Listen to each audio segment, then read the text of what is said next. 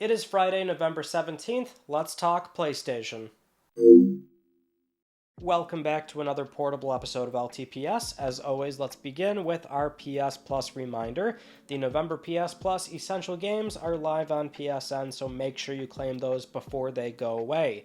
Also, we have the November PS Plus Extra and Premium lineup, which will go live on this Tuesday, the 21st, which we've got 10 games for PS Plus Extra. Teardown, that's a day one launch on PS Plus, which should be available now. But there's also Dragon's Dogma, Superliminal, which is one I want to check out, Nobunaga's Ambition. Not bad titles, but I think this is probably on the lower end when it comes to PS Plus Extra. But on the flip side, I think this is the best PS Plus premium month we've ever had, if only because the bar was, already so low. But Grandia, PS1, Jet Moto, PS1, some absolute PS1 bangers, also up from Disney, which Disney's been a staunch supporter of PS Plus, so got more of that on there. But we also have the PlayStation 2 emulated version for Parappa the Rapper 2, so that's on there. That's an older PS1 title, but technically that's a new PS2 title for premium. And also Klonoa Fantasy Reverie series, PS4, PS5, which are the proper native remasters or remakes on modern PlayStation hardware. But I am not going to complain about Klonoa, even though I already have 2 copies of that game physically from the Chinese Asia English release. But I think that's not too bad as far as premium goes. So that's another okay month for PlayStation Plus Extra and Premium. Now, as I just said, and this much has been clear since we've had premium, but Disney is really one of the few publishers that are kind of giving the okay for their IP. So we've got more examples of games that were recently rated in Taiwan. This was being reported by Gamatsu, and so we do know that more classics are on the way from Disney, which would be Buzz Lightyear of the Star Command on PS1, Thrillville for PSP, and also Thrillville Off the Rails for PSP. Those were rated in Taiwan, which means they're very likely going to be on PlayStation Plus Premium at some point. So like I said before, this is largely a publisher issue, I think, right now, when it comes to, why isn't Sony bringing back this and that, and why are we getting so few titles on premium? Well, when we see a trend here, what does that tell you? A lot more, many more publishers nowadays are just keeping their IPs close to their chest to do what they want to do with them on their own terms and not through Sony's program. But at least we got Disney.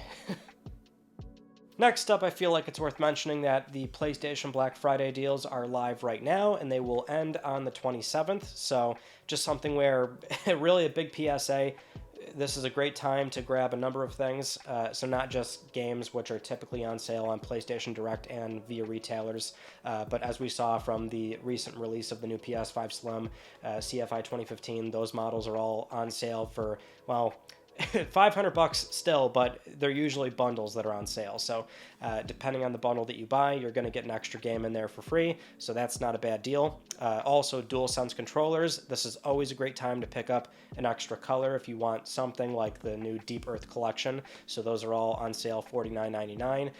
PlayStation Plus memberships. So considering we had the steep price increase, now is a decent time to get them slightly cheaper than their original price. But depending on where you are, that's something where it's up to 30% off on a 12-month membership for new signups, and also 25% off when you're upgrading to Extra, or 30% off when you're upgrading to Premium or Deluxe.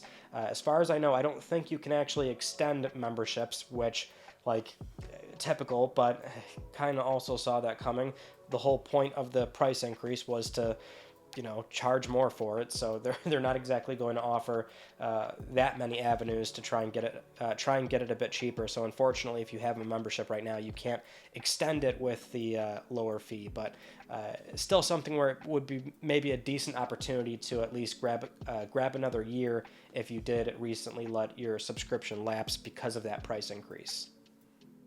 Now, another deal worth mentioning is another Apple integration on PlayStation. So Sony's been doing a lot of this lately with Apple TV Plus, and now they're doing it for Apple Music. I think they did Apple Music before, but either way, this time it's again 6 free months on PlayStation 5.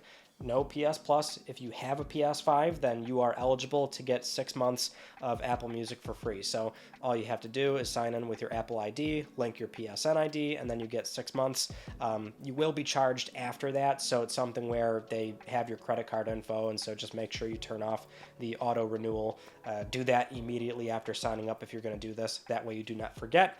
But it's something where you get 6 months for Apple Music on just for owning a PlayStation 5. Not a bad deal. Yeah, Sony's been doing a lot of close partnerships with Apple lately, and we often see that the DualSense appears during Apple events as well, so it's kind of the, for now, de facto third-party choice for a controller on Apple products. Moving on to our next story, November 13th has come and gone, and that means X support on PlayStation is officially dead. You can no longer share screenshots directly from console. There's no direct integration where you can type out a tweet and send it that way. If you go over to your profile, there's that section where you're supposed to have your captures. That's completely gone now. It's totally dead. So yeah, it is over. However, we do have a encouraging update, which is over on X. The official @X developers account did confirm that the previous integration was considered legacy and that they have reached out to explore new options, including live streaming. So perhaps we can see this come back in a more meaningful, usable way. That is one direction Musk has been taking the company, is trying to turn it into more of a creator-led platform, with people also possibly monetizing for additional ad revenue. So it's not really the site I choose to go to watch content, but it's something where this process has to start. So we are seeing a lot of people try it out, doing live streaming and posting long-form video, and so if that is the case where X really catches on as a place to start watching and engaging with that kind of content, then yeah, I mean, it would be in PlayStation's interest to perhaps look at that and explore some options, assuming they're receptive to it, right? We still don't necessarily know if this was something where Sony was, I guess, kind of more standoffish in that regard, or they just let whatever sort of integration they had lapse over, right? We don't know what the dialogue was, but for now there is a new dialogue, and perhaps we'll see some new support coming soon. Moving on to Jeff Keighley's The Game Awards. The nominations went up on Monday, so something where we can discuss that. The nominees for Game of the Year are Alan Wake 2, Baldur's Gate 3, Spider-Man 2, Resident Evil 4, Super Mario Bros. Wonder, and The Legend of Zelda Tears of the Kingdom. Not a surprising lineup at all, something where this was such a packed year, so much good stuff came out, and it's really something where I find that even with that category, but all the other ones too, there's so many that, and this happens every year, but there's always sort of like the conversation of, oh, this game got snubbed, or why isn't this there? But I think when you've got this much of a dense lineup of really good quality stuff that can really be nominated in all these separate categories, you're bound to have some that don't show up here, right? So at least in the Game of the Year category, the only thing I would have liked to see nominated, not to say it was going to win, because I don't think it would have had a shot at winning, but Final Fantasy 16. Really enjoyed that a lot more than I think some others have. I think the game is kind of in that spot right now where it was reviewed well, but it's in that first year of, I guess, detractors really being more vocal about it, and I think it might age better over time, but I still really enjoyed it. And so that game was still nominated in 4 other categories, I believe: Best Narrative, Best Score, Music, and Best Performance, which was Ben Starr. He did a great role there. And Best Role-Playing Game, which is a little bit weird because it was not nominated in Best action adventure. I mean, it's more of an action game, ironically, historically what that franchise is. Now it's more combat and action based versus the role-playing aspect. But either way, I'm a proponent of that. But in terms of PlayStation Studios, Spider-Man 2 has 7 nominations. not just for Game of the Year, but also Best Game Direction, Best Narrative, Best Audio Design, Best Performance, Innovation and Accessibility, and Best Action Adventure Game. So huge congrats over to Insomniac, well deserved. Something where I really wish I had spent more time with all these games. It was just so busy, a lot going on. Baldur's Gate 3, I feel like I would love that game, but my god, is that such a huge time sink. Just, I don't know when I'll be able to play something like that. But between that game, Tears of the Kingdom, Mario Brothers Wonder, which the first hour or so that I got time to sit down with before all this PlayStation hardware showed up, and the filming I was doing in October, just there was so much going on, but that really enjoyed what was such an excellent 2D Mario. I mean, yeah, there's just a lot going on. So for now, I mean, I guess it's something where it seems like Baldur's Gate 3 is probably going to pick up the most wins if I had to guess across all these various publications. I think pound for pound, it's going to be Alan Wake 2 and Baldur's Gate 3 picking up the most, with Baldur's Gate 3 really pulling ahead, kind of pulling an Elden Ring situation here. Now, while we're talking about Baldur's Gate 3, had to mention this. This game is finally getting a disc print. Between that and Alan Wake 2, it's one of our few but recent modern examples of a big AAA game not being printed on disc, but Larian Studios are now doing a disc print. It's only a deluxe edition, so it does cost $79.99. The pre-orders are live right now on their site.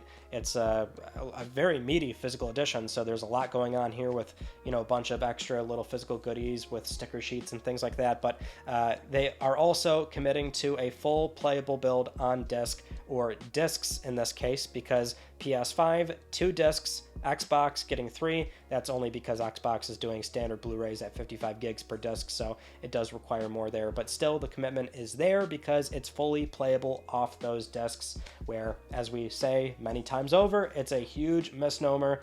Games typically still have full builds on discs. They simply copy from disc, and then that's where the disc acts as a license. But either way, it's still really cool, because that also means the delta of time here between when the game came out and the disc print, you're also getting the most recent patch as well on disc, right? So you're getting a really solid build that will not require internet, which that is what I like to see. So there are benefits every so often where if we're looking at these later disc prints, or these, I guess, more specialized releases where they're not going to hit retail, maybe they're starting at a higher price point, which in the case of Baldur's Gate 3, which is a massive time sink, a huge game that many would say, yeah, it's worth that price. I'm still happy with that option. I'm almost at a loss for words. It's a weird timeline that we're living in, but it really is something like Alan Wake 2 as well as it's reviewing. I'm still holding out hope that they do eventually print the game on disc. It paid off for Baldur's Gate 3. Next up, it looks like we might have some initial evidence that would suggest when we can expect the release year for not only Marvel's Wolverine, but also Bend Studios' next game. So what happened here was, this was posted on Reset Era, so spotted over there, but a concept artist had some release windows listed on their ArtStation profile for both of these games. So Wolverine is listed as, 2024, and Bend's game 2025.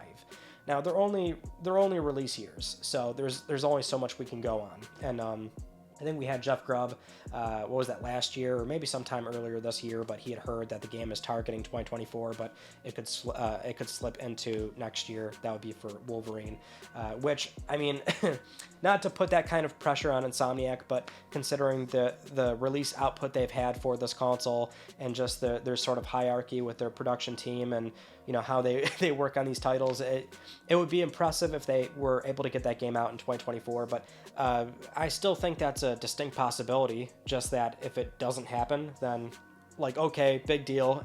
At least with Insomniac, they've had an incredibly reliable, consistent output. They've been a leading developer on PS5, so if it is, God forbid, not 2024, I think that's fine.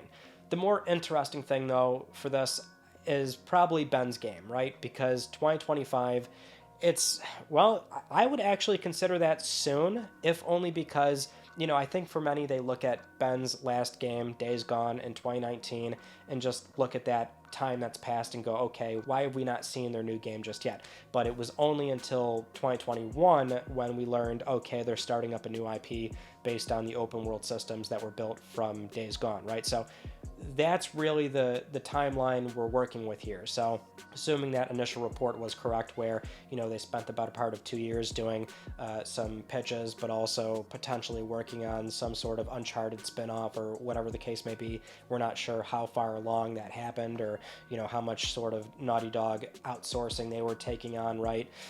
But basically they were, you know, sitting around for 2 years figuring out what they were going to do next, until they allegedly asked to, you know, do their own title again.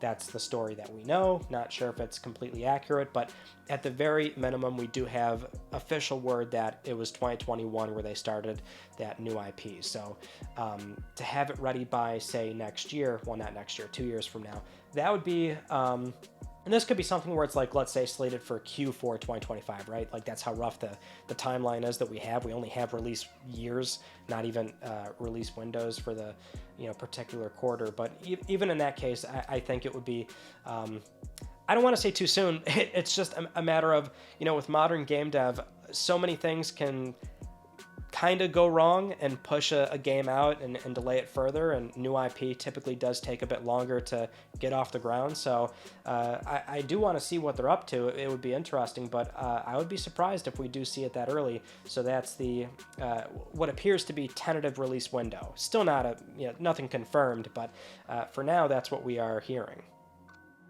Moving on to Final Fantasy VII Rebirth. We are getting closer and closer to this game, releasing next year in February, so it's closer than we think. But we've got some good news. The game was recently rated by the ESRB, which is a very early indicator that the game is, you know, on track and ready to release on time. So it was rated T for teen. That would be for violence, suggestive themes, blood spatter, things like that. One really interesting line in the ESRB description says, and I quote here, "Some female characters are designed with revealing outfits. Example, deep cleavage. Suggestive dialogue sometimes accompanies camera panning and close-ups of characters' bodies and outfits. Example, just admit it. You're obviously captivated by my bodacious beach bod." Gee, I wonder what that is. So I read that and I audibly laughed. I'm like, oh my god, I can't believe that showed up in the, well, not a huge surprise, but like to see it in the ESRB description, that was funny. So yeah, this game's coming up quick too. I feel like time is passing a lot faster than it seems. Maybe that's just, you know, a getting older kind of thing, but I don't know. It just seems like this game's coming so soon after we just had so much stuff come out from this year, but yeah, that's good news for Rebirth. Now, as most of you already know, we sometimes cover game sales or hardware sales.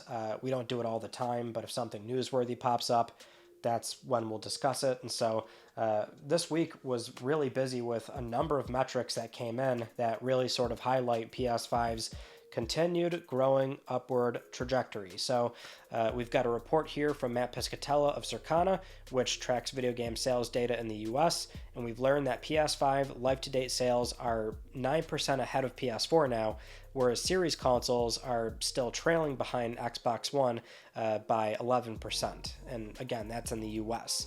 As for the UK, we've got a report from GamesIndustry.biz, which cites the GfK sales data, and they track sales data in the UK. In the last 12 months, PS5 has had a 43% market share of all console sales, but in the last 6 months, that's now risen to 51%. Now, it is worth noting that game hardware has had some tough sales performance in general recently. Last month, PS5 sales were down 4% from September, and Xbox was down 33%. Switch was up 15%, but still selling less units compared to Sony and Microsoft. But anyway, over in Japan, last week's PS5 sales skyrocketed thanks to supply of new PS5 Slims, which it was news, in air quotes there, about 2 weeks ago that Sony was actually outsold by Microsoft after having only sold about 1,100 units. But we've seen that that's highly dependent on PS5 supply, so you know, with new console availability, as reported by Famitsu, they moved 108,000 units for the week ending November 12th. So yeah, new PS5 stock has led to a huge surge, in sales in Japan. But yeah, it was just a lot of data that came in recently, and it's like, wow, geez, this company's doing really well, and they are still, I think, very much on track to hit that very aggressive fiscal year target of 25 million, where they are going to, you would assume, very easily break some incredible records for what is usually a very busy Q3, right? Because that covers the holiday months, and they've still got another quarter for that fiscal year as well, going into Q1 2024. But yeah, you know what? I'm actually, it sucks though to see Xbox actually really trailing behind the sales pace of Xbox One, which is a bit interesting because Series consoles are still trailing ahead of Xbox 360, but that console did have a sort of second wind when the Kinect launched in the sort of back half of its life, where it got a little bit more of a wider appeal for the audience that peripheral was targeting. But still, I would like to see every major player in the market healthy and successful. So hopefully we see some better returns for Microsoft going into 2024. Next up, we have a very interesting interview from AV Watch, where they were speaking with Hideaki Nishino, the Senior Vice President of Platform Experiences at SIE, and he was talking about, the PS5 product roadmap, how they're approaching the console, and, he kind of went in depth on the one change that we saw during this platform cycle, which is how they're doing a lot more with accessories, right? So he discussed why they're doing more with peripherals, which largely relates to PS5 engagement levels. So instead of just putting the console out there and letting it sit, they want to keep promoting it with all these new accessories. So he mentioned early on that, it bothered him that the hero shot of PS5, which that's the promotional lineup of hardware we usually see during, marketing materials and things like that. He said it bothered him that they did not have a headset in there. And so the Pulse was born, and that's why they started doing a lot more with audio on this console. As for the PlayStation Portal, Nishino says rather than profitability, they want to increase the amount of time people spend playing on PS5. If you can play it anywhere, which that's going to be within your own house, as Sony is recommending, then they think people will spend more time playing games. So it's more of an engagement device. It's not meant to be this profit leading, 1 in every 5 PS5 owners going to buy this kind of thing. Granted, right now we are seeing that it's sold out, which I think kind of plays into the whole. Well, I mean, it just came out, right? So it's there's that recency bias, FOMO at play. So a lot of people are trying to grab it with all this coverage going out. But when we saw pre-orders selling out too, it's like, okay, well, they probably just did not make a lot of these things because Sony is acutely aware of how this is a niche device, right? That's what this thing is. So yeah, that all kind of adds up. And I'm sure we will eventually see like a version 2 or maybe an OLED version. Maybe they will talk about the financial success of it if there is anything to say during Sony financials, where that's the time to say it if it is convenient for them, right? If they have something good to say, they'll say it during their financial reports. Now, something else he also mentioned is cloud gaming on the Portal, which thus far it's like, why are they not doing that? So we do have an answer, which we are working with a direct translation. Just bear that in mind, that some intent or context might be lost here, but he does say what we were all thinking, and that's that, in theory, there's no technical reason why it can't happen. He says they want to proceed carefully with their cloud streaming rollout, and then with the Portal, they'll start with remote play and then proceed with consideration. So it seems like that is on the roadmap for the Portal eventually getting access to PlayStation Plus streaming without being tethered to a PS5. So, I mean, we already see that the Portal does have a very crude user interface, a home screen. It can take on software updates, all kind of obvious stuff, but it seems like, in theory, we can eventually see the Portal get that functionality down the road. Which I think would add some utility to the portals they're selling right now. Because as we've seen, streaming from PS5 with PlayStation Plus Premium, it does work really well, surprisingly well. So having that for the Portal, I think adds another layer to it, which adds some serious utility. Now, in other PlayStation accessory news, we also have some impressions out there for the Pulse Explorer earbuds. So a few publications had some hands-on time, and so far it seems like the impressions are really positive. So David Carnoy, writing for CNET, had some glowing words. He said they sound absurdly good, not just for games, but also music playback. David says they sound more clear and more articulate than Sony's flagship WF-1000 XM5 earbuds. He did make a really good point here, though, in that while the magnetic planar drivers are playing a role in the exceptional audio quality, it's the price point which does lead to some drawbacks. So at $200, it's a lot of money, but for that kind of technology, you're going to see the drawback of no noise canceling, no ear detection. It's completely plastic with a bare bones build quality. So we can see the trade-offs Sony was making to get these, earbuds priced down to a comfortable level with the magnetic planar driver technology, which is also a direct byproduct of their acquisition of Audeze, right? But that's where the sort of surprise came in with Audeze selling, $1,000 something headphones. Well, not all of them are $1,000, but a lot of them are up there in price, right? They're premium headphones that they were selling beforehand, but now Sony is pricing down that technology. So just something to consider if you're looking at possibly picking up either the Pulse Explorer or the Pulse Elite, which will be slightly different with those being over the ear. But you know what, though? Smart play on the Sony Group's part to sort of, because you see what they're doing with this, right? Trying to not only price down very expensive technology, but doing it within the PlayStation product roadmap. And that's where they want you to sort of shift your consumer habit with those earbuds. They would like you to also use those with your smartphone as well, right? So a lot of people start trending towards using these, and then Sony can start shipping more and more options that perhaps do offer some of those other features that are not found in these earbuds. Next up, it seems like The Last of Us Part 2 is finally going to get its PS5 version confirmed very soon, based on this post from the PlayStation Game Size X account, where they track PSN backend data, they data mine stuff all the time, and that's how we see listings on PSN. And so they put up this not subtle post showing that The Last of Us Part 2 now has a PS5 version on PSN. We had Insider Gaming reach out to their own sources and corroborate. They say, yes, it's still coming.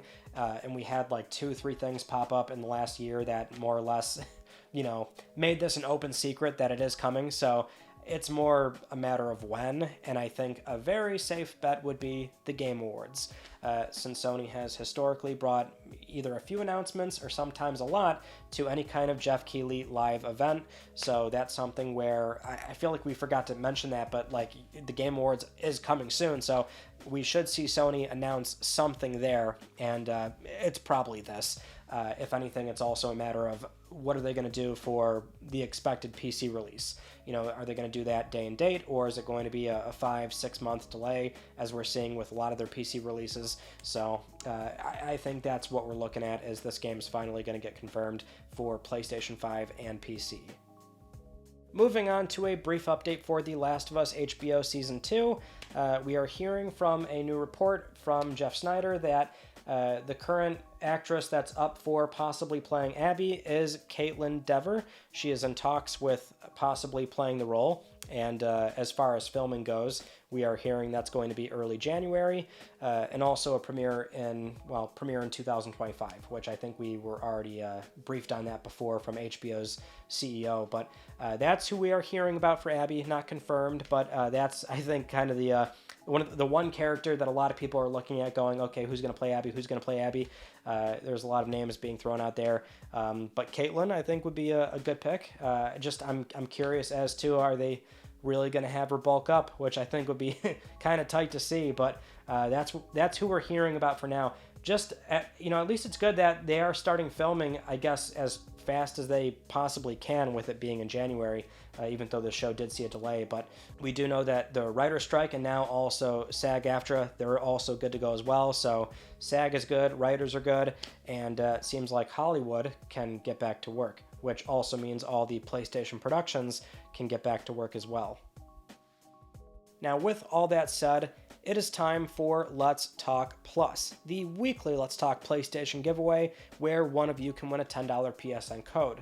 I would like to congratulate this viewer right here. I'll be contacting you very soon via email or X, And if you would like to win a digital copy of Spider-Man 2 for PS5, courtesy of Isaiah, thank you very much for providing a code, then you can follow the link down below. Supporting this channel, a number of ways can get you an entry, and I'll announce the winner next week, because Isaiah is trying to give you a copy of Spider-Man 2.